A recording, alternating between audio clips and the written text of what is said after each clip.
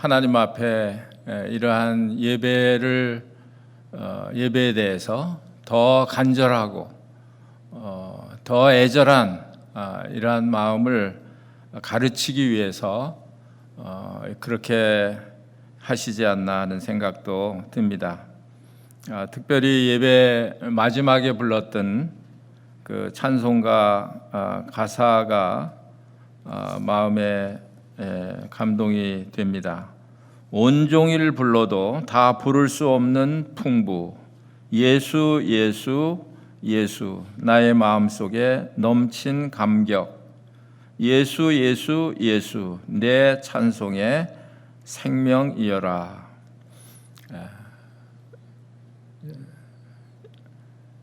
한 시간, 두 시간을 불러도 다 부를 수 없는 그런 주님의 풍부, 이것을 오늘 아침에 마음에 이렇게 생각을 하게 됐습니다.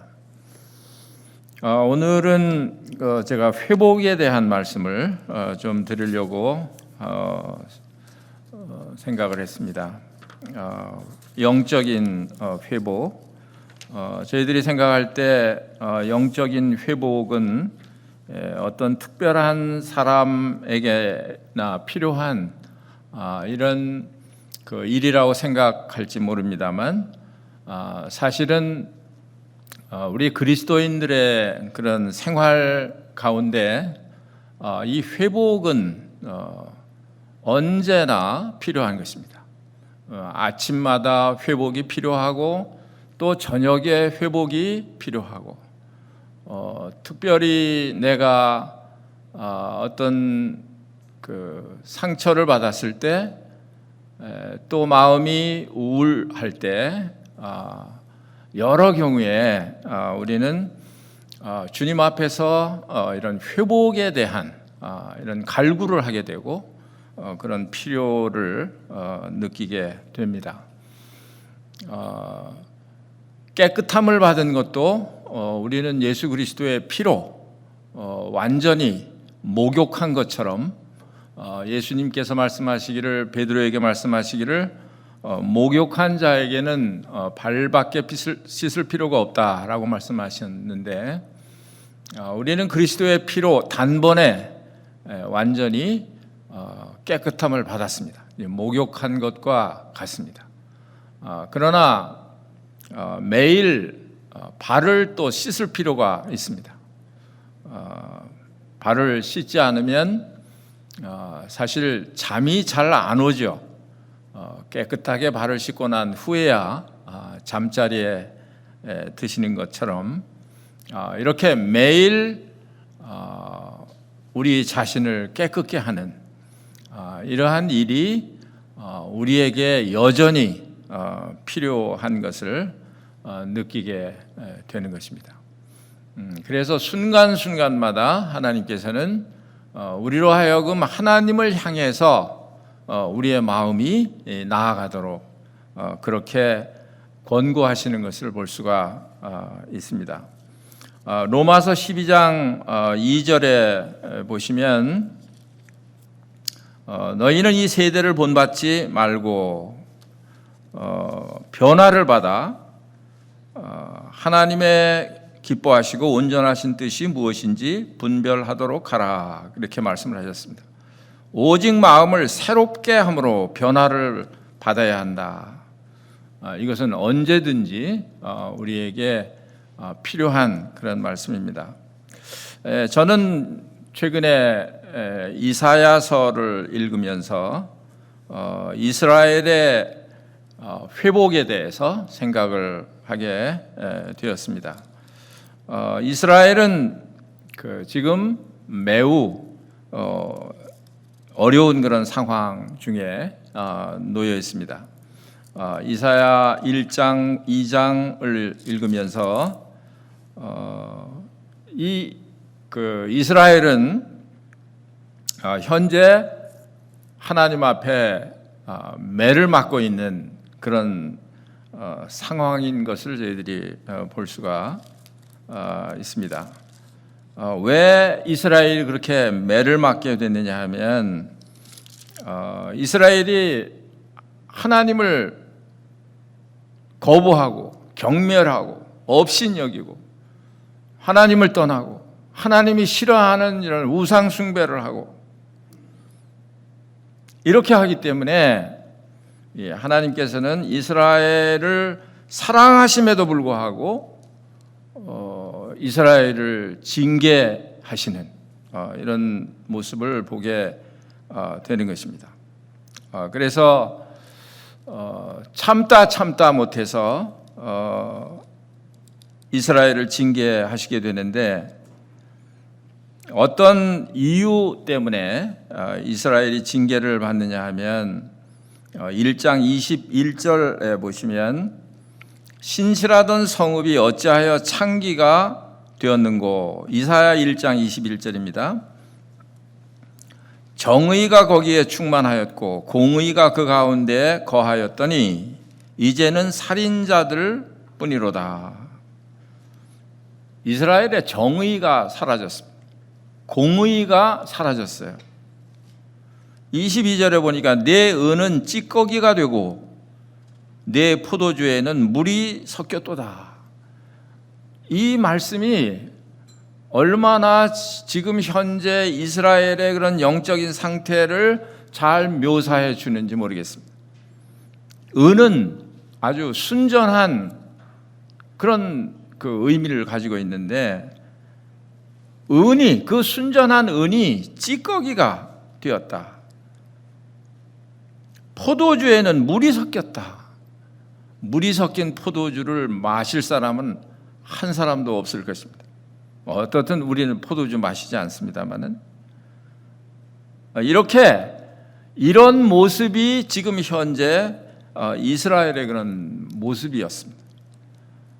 또 2장 5절 말씀에 보면 야곱 족속아 오라, 우리가 여호와의 빛에 행하자. 주께서 주의 백성 야곱 족속을 버리셨음은, 아주 버리신 건 아니에요. 좀 나중에 말씀드리겠습니다만 완전히 버리신 건 아니에요. 그들에게 동방 풍속이 가득하며, 이스라엘은 하나님을 섬기는 사람들인데 이방의 그런 풍속이 이스라엘 속에 들어와서 그 이스라엘 백성들 속에 이방 풍속이 가득했다. 그들이 블레셋 사람들 같이 점을 치며 그랬습니다. 하나님을 경외하고 하나님을 섬기는 사람들이 점을 치는 게 이게 말이 안 되는 거죠. 그러니까 하나님을 섬기고 하나님을 의지하고 이렇게 하는 모습은 보이지 않습니다. 이방인과 더불어 손을 잡아 언약하였습니다.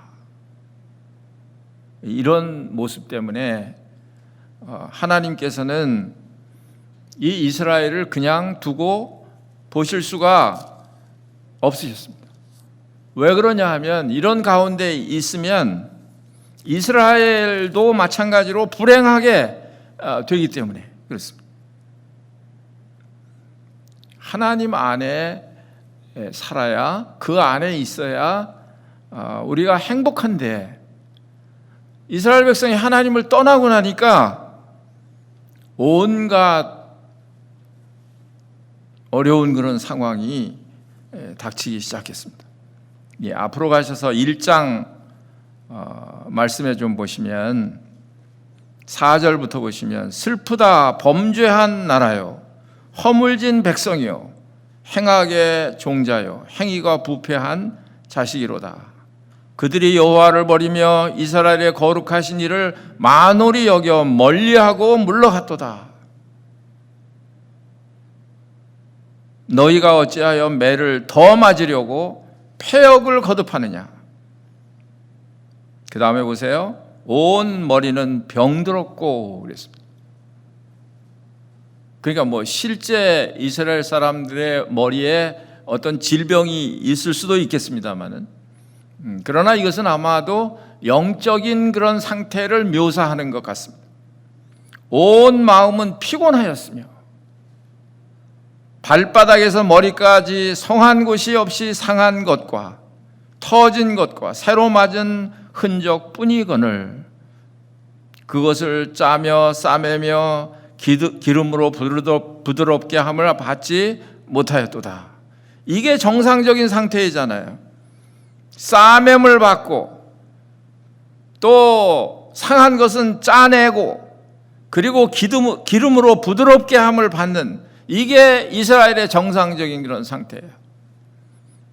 우리로 말하면 성령 안에서 위로가 넘치고 평안이 넘치고 또 성령의 열매가 넘치고 성령의 기쁨이 넘치고, 이런 모습이 하나님을 경외하는, 하나님을 섬기는 이스라엘의 모습이고 구원받은 우리들의 모습이에요. 좋아하는 찬송가 가운데 이런 찬송가가 있습니다. 주의 친절한 팔에 안기세 우리 마음이 평안하리니 항상 기쁘고 복이 되겠네. 영원하신 팔에 안기세. 주의 팔에, 그 크신 팔에 안기세. 주의 팔에, 영원하신 팔에 안기세. 그래서 하나님의 그 팔의 보호를 입고 그 안에 있는 백성들은 다 평안한 것을 누리게 되는데, 그런데 이 이스라엘은 지금 그것을 알지 못하고 있어요. 그냥 머리부터 발끝까지 다 상처투성이고 매맞은 흔적뿐이고 또 마음은 피곤하고, 이런 정도가 되면 하나님께로 돌아와야 되겠다라는 생각을 가져야 하는데, 이스라엘 사람들은 이런 상황이 지금 닥쳤는데도 불구하고 이스라엘 백성들은 패역해서 하나님께로 돌아가기를 원치를 않았습니다. 그리고 더욱더 자기들의 원하는 대로, 아까 읽어드린 그 말씀대로 더욱더 패역을 행하는 이러한 백성들을 볼 수가 있습니다. 이 백성들이 하나님께서는 회복을 원하셔서 이렇게 하셨을 텐데, 그런데 이 어리석은 이스라엘 백성들은 왜 이걸 모를까요? 왜 이렇게 하나님 곁을 점점 더 멀리 이렇게 떠나가려고 할까요? 이 이스라엘 백성들이요, 아마 앞으로 계속해서 이사야서를 1장부터 이제 마지막 장까지 읽으시게 될 터인데, 불행하게도 이스라엘 백성들이 이렇게 하나님께서 원하시는 대로 기름으로 부드럽게 함을 받고 싸매을 받고 이렇게 회복이 되었다고 하는 이런 사실을 읽으실 수가 없을 것입니다. 그런 회복이 안 되는 거예요. 참 불행한 그런 상황에 놓여 있습니다. 제가 예언에 대한 공부를 하다 보니까 이 이스라엘 민족이 민족적으로, 지금도 이제 개인적으로는 이렇게 회개하고 돌아와서 교회에 더해지고 이런 사람이 덜어 있습니다만은, 그러나 이제 민족적으로는 어떻게 되느냐 하면 구원받지 못하고 그리고 7년 대환을 맞게 돼요. 그래서 거기서 극심한 그런 고통을 받게 됩니다. 그리고 7년 마지막에 우리 주님께서 지상에 강림하시게 돼요. 그때 이 이스라엘 사람들이 그 예수님을 보고 그때 예수님께 돌아오고 그때 예수님을 믿고 그때 회개하고, 그리고 언제 회복이 되느냐 하면 천년 왕국에 들어가게 되는, 그 천년 왕국에서 회복이 되는 이런 그 역사적인 그런 것을 우리가 발견하게 됩니다. 그러니까 지금도 이스라엘은 전 세계에 흩어져서 이런 지금 황폐한 그런 상황에 있습니다. 일부가 회복이 되어서 독립을 했습니다마는, 그러나 매일마다 전쟁이에요. 왜 그러냐 하면 아직도 회복하지 않고 계속 회개하지 않고 하나님께로 돌이킬 마음을 갖지 않고, 선지자들은 다 죽이고, 이사야 선지자도 순교를 당했습니다. 그 므낫세가 왕할 때 이사야 선지자가 순교를 당했는데 톱으로 켜서 순교를 당했다. 믿을 수 있는 그런 어떤 문헌에 보면 이게 톱으로 켜서 순교를 당했다 이렇게 나와요. 또 히브리서 11장 32절인가요? 거기 보면 톱으로 켜는 순교당한 사람들의 그 모습이 쭉 기록이 되어 있는데, 거기 보면 톱에 켜서 순교당하는 그런 모습이 나와요. 그것이 아마 이 이사야 선지자가 순교당한 그런 것을 두고 기록한 것이다라고 성경학자들이 말하고 있습니다. 그러니까 선지자들 왜 죽입니까? 이스라엘 백성들에게 하나님께로 돌아가라고, 회개하라고 선지자들이 외치니까 스가랴도 죽이고 이사야도 죽이고,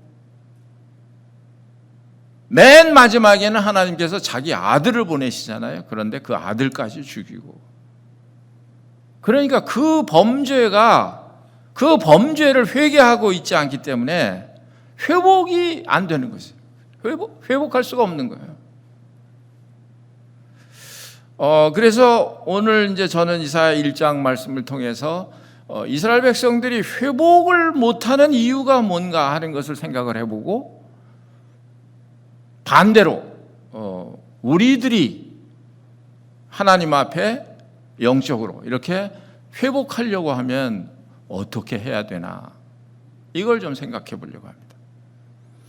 1장 2절에 보면, 이사야 1장 2절에 보면 하늘이여 들으라, 땅이여 귀를 기울이라, 여호와께서 말씀하시기를.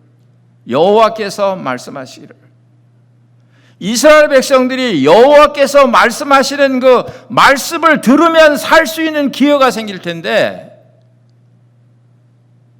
뭐라고 얘기를 해도 귀를 막고 안 듣는 거예요. 그러니까 하나님께서 이것을 좀 어디에다라고도 알리고 싶으신 것 같습니다. 하늘이 귀가 있겠습니까? 땅이 귀가 있겠습니까? 그런데 이 이스라엘이 하나님 앞에서 이런 악을 행하고 있는 이런 상황이기 때문에, 이런 것을 하늘이여 들으라, 땅이여 귀를 기울이라, 여호와께서 말씀하시기를. 땅도 하늘도 하나님의 말씀을 듣는데 이스라엘은 어떤 사람입니까? 그 뒤에 보니까 내가 자식을 양육하였거늘 그랬습니다. 저희들은 영접하는 자 곧 그 이름을 믿는 자들에게는 하나님의 자녀가 되는 권세를 주셨으니, 저희들만 하나님의 자녀인 줄 알았어요. 그랬더니 하나님께서 말씀하시기를 이스라엘을 향해서도 내가 자식을 양육했다 이렇게 말씀하셨어요. 물론 우리 신부는, 이스라엘하고 신부는 다릅니다. 우린 신부, 신랑 되신 예수 그리스도의 신부의 그런 특별한 신분을 가지고 있습니다만, 그러나 이 내가 자식이라고 하는, 이 자식이라고 하는 말을 할 때는 거기 무슨 뜻이 담겨져 있습니까? 하나님께서 그렇게 사랑하신다는 거예요. 내가 자식을 양육하였거늘 그랬습니다. 자식처럼 하나님께서 이스라엘을 양육시키셨다는 거예요. 그렇지 않습니까? 애굽에서 그 바로의 압제에서 이스라엘을 구원하시고, 광야에서 먹을 것이 없을 땐 먹이시고, 입히시고, 보호하시고, 지키시고, 대적을 막으시고, 원망을 해도, 불평을 해도 그래도 자식이기 때문에 버릴 수가 없는 거예요.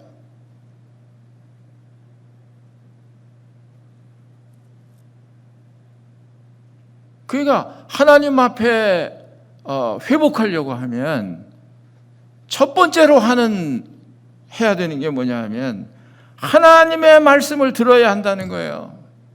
하나님의 말씀을 듣지 않고 회복이 있을 수가 없습니다. 이스라엘 백성들처럼 이렇게 하나님의 말씀을 경멸히 여기고 거부하고 업신여기고 이렇게 하는 사람에게 회복이 없습니다. 하나님의 말씀을 듣는다고 하는 건 뭐예요? 우리가 그냥 설교 한 편 듣는 걸 그런 정도를 말하는 게 아니에요. 하나님의 말씀을 듣는다는 것은 하나님께서 나에게 하시는 말씀을 듣는 거예요. 그냥 설교 한 편을 듣고 참 좋다, 뭐 시원찮다, 뭐 들을만한데 아니네, 뭐 이런 평가하는 그런 설교 말고요. 어떤 성경을 통해서든지 누구를 통해서든지 어떤 사건을 통해서든지 환경을 통해서든지 하나님께서 나에게 들려주시는 그 하나님의 말씀이에요. 그 말씀을 들을 때 살아나는 거죠. 그래서 여기 중간중간에 그런 말씀을 하고 있습니다. 10절에 보시면 너희 소돔의 관원들아 여호와의 말씀을 들을지어다. 들어야 사니까. 또 18절에 보시면 여호와께서 말씀하시되, 또 24절에도 그러므로 주 만군의 여호와 이스라엘의 전능자가 말씀하시되, 말씀을 듣는 것 밖에 회복하는 방법이 없습니다. 말씀을 듣는 것 밖에 우리의 영혼이 살아나는 방법이 없습니다. 하나님의 말씀을 들을 때 우리 죽었던 영혼이 살아나는 것처럼 하나님 말씀을 들을 때 우리의 회복이 필요한 이런 영혼의 상태가 다시 회복이 되는 거예요. 그러니까 하나님의 말씀에 대한 사모심이 없이 우리의 영적인 회복은 기대할 수가 없다 하는 말이에요. 그 다음에 두 번째는 뭡니까? 두 번째는 하나님의 사랑을 알아야 되는데, 하나님은 이스라엘을 향해서 이렇게 사랑을 하는데 하나님의 사랑을 모르는 거예요. 3절에 보니까 소는 그 임자를 알고 나귀는 그 주인의 구유를 알건만은 이스라엘은 알지 못하고 나의 백성은 깨닫지 못하는도다 하셨도다. 알지 못한다. 소도 임자를 아는데 이 내 백성은, 자식같이 기른 이 내 백성은 나를 알지 못한다는 거예요. 내 사랑을 알지 못한다는 거예요. 여러분 원앙소리 영화를 보신 분이 계신지 모르겠습니다. 저도 영화를 보지 못했습니다. 요약해 놓은 것을 좀 읽어봤는데요. 그 요약해 놓은 것을 읽기만 했는데도 엄청 마음에 아주 뜨거운 감동이 왔습니다. 어떤 80세 된 할아버지가 소를 기르시는데 이 소가 나이가 40살이에요. 소는 원래 15년만 살면 그냥 수명이 다해서 가야 되는데 이 할아버지가 얼마나 끔찍하게 이 소를 양육하고 길렀든지 간에 사랑했든지 간에 40년을 사는 거예요. 40년. 그래서 그냥 둘이 통하는 거예요. 아침에 일어나서 이 원앙소리라는 게 목에 걸린 그 방울 있잖아요. 이 소가 아침에 일어나서 딸랑딸랑딸랑 하면 이 할아버지가 그 소리를 듣고 깨서 밥 달라는 소리구나. 가서 여물을 해가지고 또 소를 밥을 주고. 그래서 이 소가 뭐 친구도 되고 또 자가용도 되고 농기구도 되고 이렇게 40년을 이 소하고 같이 사는 거예요. 그런데 이 소가 이제 늙었어요. 이제 힘이 없어졌습니다. 아무것도 할 수 없게 됐어요. 그러니까 동네 사람들이, 이 할아버지는 가만히 계신데 동네 사람들이 여보 그걸 왜 그 늙은 소를 이렇게 데리고 있냐, 쓸데도 없는 소를 가서 그냥 팔아버리라고 하도 다른 사람들이 이렇게 얘기를 하니까 소를 데리고 우시장에를 갔습니다. 사람들이 이 소 얼마에 팔 겁니까? 이 할아버지가 500만 원 주십시오. 그 소를 사는 사람들이, 장사꾼들이 그 소를 사겠습니까? 아무 쓸모도 없는 그 소를 500만 원에 사겠습니까? 여보시오, 80만 원에도 우리는 안 사오. 그러고 실갱이를 하고 있는데 어떤 사람이 수표를 100만 원짜리를 하나 주면서 하도 딱해서, 할아버지 이 소 100만 원 줄 테니 그냥 팔고 가시오. 이 할아버지가 팔았을까요? 안 팔았을까요? 여보시오, 지금 이 소가 어떤 소인데 100만 원에 달라고 그러냐. 난 팔 수 없다. 도로 데리고 왔어. 집으로 도로 데리고 왔어. 시장에 갔다 돌아온 소가 그냥 기진맥진해가지고 피곤해가지고 일어나지도 못하고 있습니다. 그러니까 이 할아버지가 왜 그 소 이렇게 코에 끼는 거 있잖아요. 그것도 다 잘라주고, 또 이거 소 막에 해준 거 이것도 다 잘라버리고 아주 자유한 몸으로 이렇게 풀어줬어요. 얼마 못 가서 이 소가 그냥 잠자는 듯이 세상을 떠났습니다. 이럴 때는 소라도 세상을 떠났다고 얘기해 줘야 돼요. 세상을 떠났어요. 이 할아버지가 너무 슬퍼서 그 항상 갈던 그 밭 옆에 구덩이를 파고 거기다가 고이 이렇게 잘 묻어줬습니다. 이런 지금 이야기를 제가 왜 하고 있는 거예요? 이 소도, 말 못하는 소도 이렇게 주인을 알고 교통하고 이렇게 하는데, 사람이 하나님이 자식을 기르듯이 기른 그런 이스라엘이 이렇게 하나님을 경멸하고 하나님을 이렇게 떠나고 이렇게 무시하고 이럴 수 있느냐. 마치 탕자가 집을 나가서 있는 것처럼 하나님의 사랑을, 아버지의 사랑을 진작 깨달았으면 얼른 돌아왔을 텐데 그거 깨닫지를 못하고 그냥 아주 쥐엄 열매, 돼지들이 먹는 그런 쥐엄 열매로 배를 채우고자 해도 배가 채워지지 않을 정도로 아주 그렇게 고통을 당하니까 그때서야 이제 아버지 생각을 하고 아버지 사랑을 생각을 하고 아버지께로 돌아오고 이런 걸 보지 않습니까? 이걸 지금 하나님께서 한탄하시는 거예요. 하나님의 사랑, 이게 얼마나 놀라운 사랑이에요. 여러분들 지금까지 사신 것이 여러분들이 잘해서 사셨다고 생각을 하십니까? 이 세상에는요, 여러 가지 그런 그 위험 요소들이 얼마든지 널려 있어요. 그냥 하나님께서 손 놓으시면 우리는 그냥 당장이라도 갈 수 있어요. 그걸 누가 알아요? 강양원 형제님 소천식에 갔다 왔습니다만 실감이 안 나요, 잘. 왜냐하면 며칠 전에 집에 가서 뭐 활짝 웃고 얘기하고 이런 걸 봤거든요.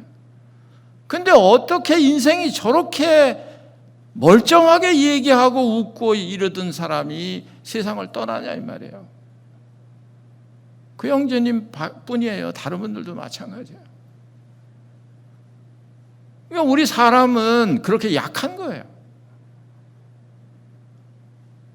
내세울 게 없는 거예요. 하나님께서 부르시면 그냥 언제라도 우리는 놓고 가야 되는 거예요.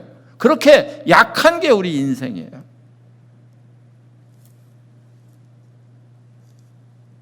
그런데 하나님이 없는 것처럼 자기가 잘해서 사는 것처럼 그런가요? 하나님이 이스라엘을 입히시고 먹이시고 보호하시고 이렇게 하신 것처럼 여러분과 저를 하나님이 지금 그렇게 하시고 계신 거예요. 그러니까 하나님의 사랑을 우리가 알아야 되는 거예요. 그래야 그 사랑을 떠나지 않는 거예요. 그렇지 않으면 우리는 쉽게 그 사랑을 자꾸 떠나요. 그 곁을 떠나요. 그런데 이스라엘에게 중요한 게 있어요. 그게 뭐냐 하면 이런 상황에 있는데도 불구하고 자신들이 하나님을 떠났다는 걸 모르는 상태예요. 모르는 거예요. 저희 성경을 읽으면서 너무 그걸 보고 어떻게 이럴 수가 있나? 어떻게 이럴 수가 있나? 6절에 보시면 발바닥에서 머리까지 성한 곳이 없이 상한 것과 터진 것과 새로 맞은 흔적뿐이거늘 그것을 짜며 싸매며 기름으로 부드럽게 함을 받지 못하였도다. 너희의 땅은 황폐하였고 너희의 성읍들은 불에 탔고 너희의 토지는 너희 목전에서 이방인에게 삼켜졌으며 이방인에게 파괴됨 같이 황폐하였고 그래도 하나님께서는 이스라엘을 완전히 다 멸망시키지 않았어요. 여기 8절에 보니까 딸 시온은 포도원의 망대같이 참외밭의 원두막같이 에워싸인 성읍같이 겨우 남았도다. 만약에 하나님께서 이스라엘을 생각하시고 이렇게 남겨두지 아니었다면 소돔과 고모라 같았으리라. 소돔 고모라가 하나도 남김없이 불에 다 멸망한 것처럼 그렇게 했을 터인데 이 이스라엘은 왜 그렇게 하지 않고 남겨뒀을까요? 하나님의 자식이니까. 하나님의 사랑하는 자식이니까.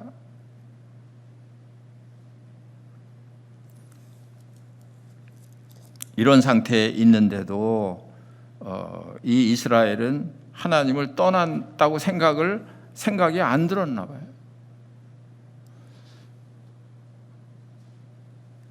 아마 이 이스라엘은 아수르가 와서 우리를 공격을 했으니까 저 원수 같은 아수르, 아마 아수르만 그냥 생각을 하고 원망하고 있을지 모르겠어요. 그런데 이 이스라엘이 이렇게 상처나고 상하고 터지고 지금 마음이 피곤하고 머리가 병들고 이런 상태에 있다고 하는 자체가 하나님을 떠났다고 하는 증거예요. 아까 처음에 말씀드렸듯이 하나님을 떠나지 않으면 이런 상태가 될 수가 없습니다. 그럼에도 불구하고 이 이스라엘은 하나님을 섬긴다고 생각을 하고 있었던 것 같아요. 거기 11절에 보시면 여호와께서 말씀하시되 너희의 무수한 재물이 내게 무엇이 유익하뇨? 나는 숫 양의 번제와 살찐 짐승의 기름에 배불렀고 나는 수송아지나 어린 양이나 수점소의 피를 기뻐하지 아니하노라. 1년에 3번씩 제사를 드려야 되는 이스라엘 백성들에게 그런 임무가 있습니다. 그런데 이렇게 하나님을 떠나고 우상을 섬기고 이렇게 아수르의 그것 때문에 하나님께서 아수르를 통해서 이스라엘을 공격을 하게 하고 이런 상태에 있는데도 불구하고 이스라엘은 지금 뭐 하고 있어요?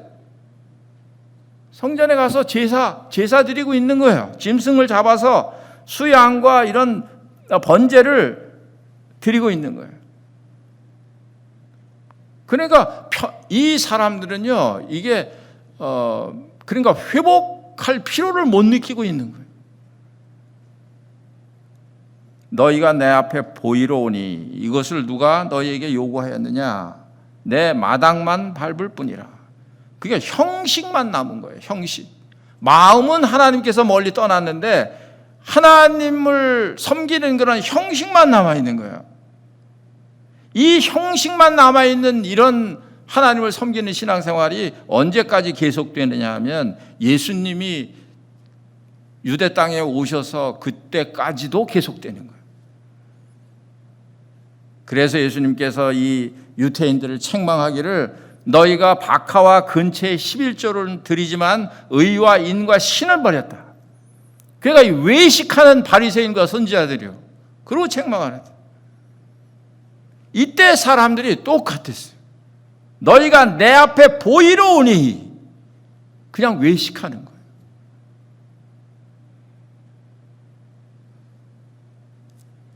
거예요. 이것이 그 이스라엘의 문제였습니다. 그래서 자기들이 지금 하나님을 떠났다는 걸 인식을 못하고 있는 거예요.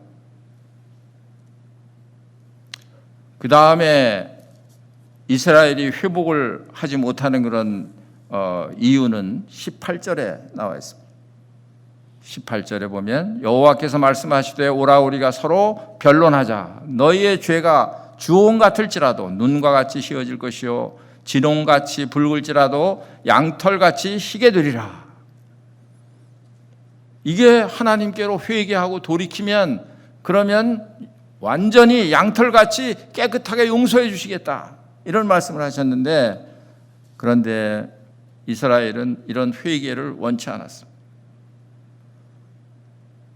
라오디게아 교회에 대한 예를 자주 말씀을 드립니다마는 어떻게 그렇게 신약 성경의 요한계시록 3장에 나오는 라오디게아 교회와 이때 당시에 이스라엘 그런 모습이 너무너무 비슷한 것 같아요.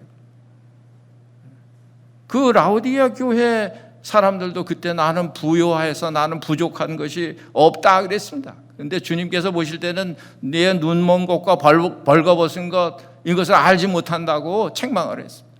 그래서 열심을 내라 회개하라. 그렇게 책망을 하신 거예요. 자기들은 상태가 좋지 않다고 생각하지 않았어요. 하나님을 잘 섬긴다고 생각을 했어요. 이스라엘 사람들도 마찬가지였던 것 같습니다. 마지막으로는 하나님께서 이스라엘에 대한 회복하는 이 약속을 하셨는데 이 회복의 약속을 믿지를 않았습니다. 24절에 보니까 그러므로 주 만군의 여호와 이스라엘의 전능자가 말씀하시되 슬프다. 내가 장차 내 대적에게 보응하여 내 마음을 편하게 하겠고 내 원수에게 보복하리라. 회개하고 돌이키면 내 원수들을 내가 다 보복하겠다는 거예요. 하나님께서 내 원수를 다 갚아주겠다는 거예요.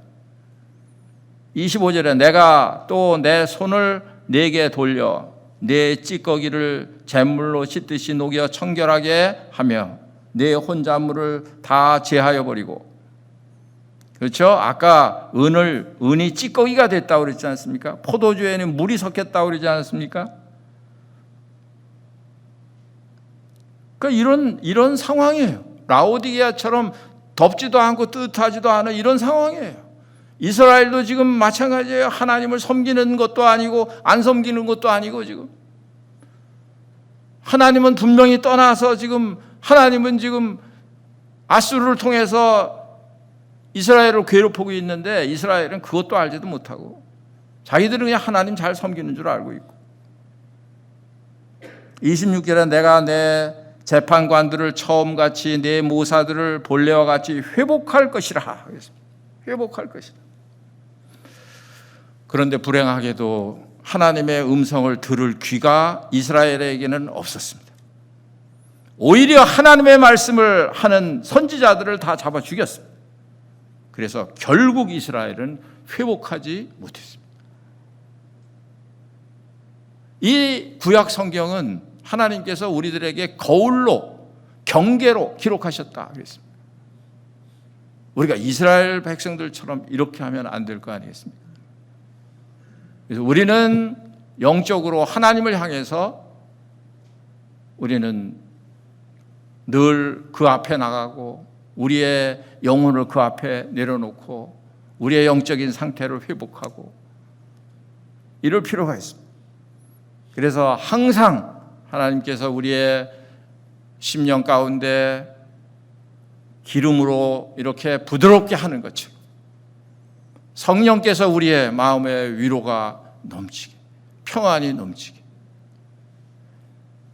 이런 상태가 아니면 우리는 하나님을 떠났다 이렇게 생각을 해야 되는데 그런 속에 살면서도 하나님을 떠났다고 생각을 안 하는 것은 이스라엘과 같아요.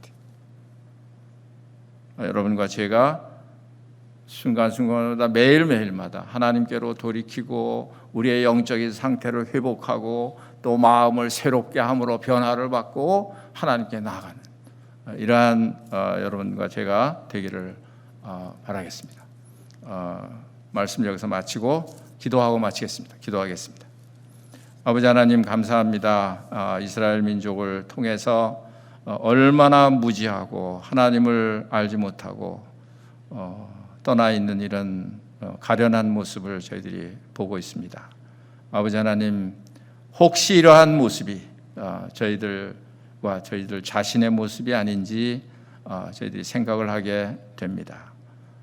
저희들은 이 가운데 머무르지 않게 하시고 하나님 앞에 우리의 마음을 내려놓고 우리의 영혼을 회복하는 이러한 축복된 자리에 저희들이 나아갈 수 있게 되기를 원합니다. 주 예수 그리스도의 이름으로 기도하옵나이다. 아멘. 맞습니다.